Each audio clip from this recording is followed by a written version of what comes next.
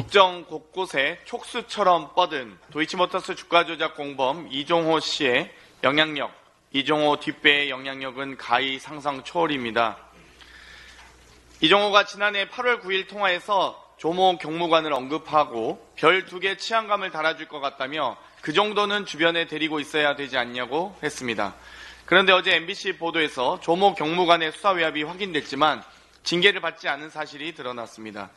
조모 경무관은 지난해 10월 5일, 10월 14일 두 차례 영등포 경찰서 수사팀에 전화를 걸어 다국적 조직원들의 마약 사건에 외압을 넣은 것입니다. 본인이 관세청에 같은 정부 일원이라 스스로 침뱉는 것이기 때문에 무리하게 안 할 것이라고 했다. 세관 수사 내용까지 밝히는 건 야당 좋은 일만 시키는 거다 등 당시 수사팀장에게 사실상 세관 수사를 빼라는 압력을 가했던 것입니다. 경로한 윤익은 경찰청장이 감찰 조사를 지시했더니 경찰청은 이러한 외압 사실을 확인하고 감봉 등의 징계 요청을 합니다.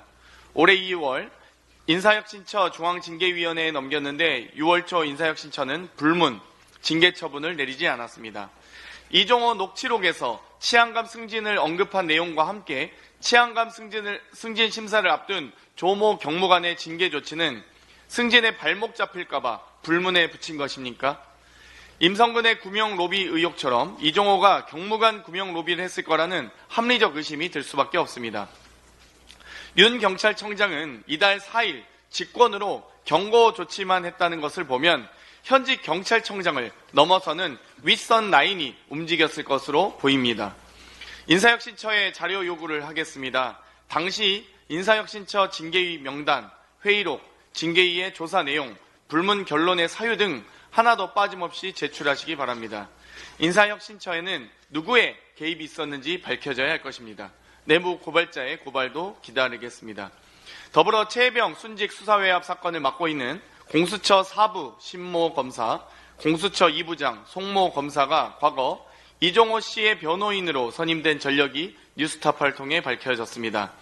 이종호의 변호인이 이종호의 구명 로비를 수사하고 있으니 왜 공수처의 수사가 휴대폰 압수수색조차 못하며 이렇게 더디고 제대로 이루어지고 있지 않는지 알 수 있는 대목입니다.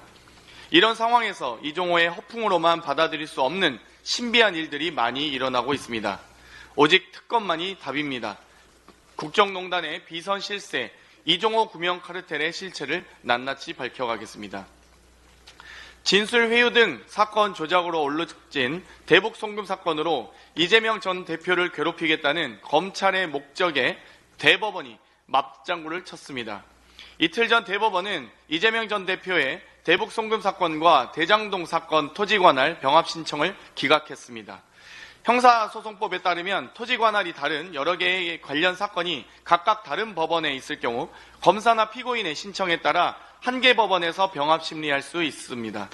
대법 관계자에 따르면 토지 관할 병합 여부 결정 시 피고인의 이익, 재판의 신속성, 증거 관계 등을 종합적으로 고려한다고 하는데 증거를 증거로 보지 않고 거짓 진술을 신빙성으로 보는 수원지법 재판부에서 재판을 받으라는 것 자체가 피고인의 이익을 완전히 무시한 것입니다.